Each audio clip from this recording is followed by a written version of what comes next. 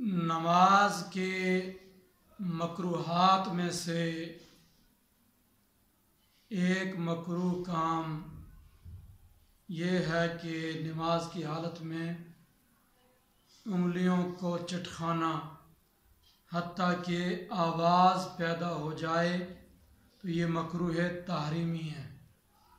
نماز کے اندر انگلیاں چٹکانا مکروہ تحریمی ہے، کیونکہ نبی کریم صلی اللہ تعالیٰ علیہ وآلہ وسلم نے ارشاد فرمایا، حضرت علی المرتضیٰ شیر خدا رضی اللہ تعالیٰ عنہ کو، انی احب لکا ما احب لنفسی، فرمایا اے علی، میں تیرے لیے وہی بات پسند کرتا ہوں جو اپنے لیے پسند کرتا ہوں۔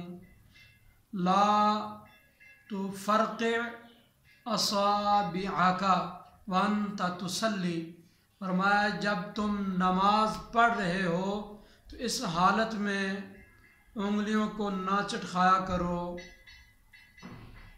تو اس حدیث کے پیش نظر نماز کی حالت میں انگلیاں چٹکانے سے، انگلیوں کو دبا کر ان سے آواز نکالنا مکروہ تحریمی ہے، ممنوع ہے، یہ گناہ ہے۔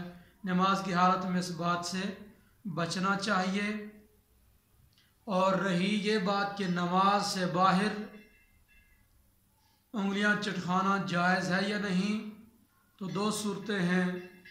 اگر کسی ضرورت کے پیش نظر مثلاً انگلیوں کو راحت پہنچانے کے لیے انگلیاں چٹکا رہا ہے تو پھر مکروہ نہیں ہے، اور اگر بے فائدہ اور بے مقصد نماز سے باہر انگلیاں چٹکا رہا ہے تو پھر یہ مکروہ ہے، بچنا چاہیے۔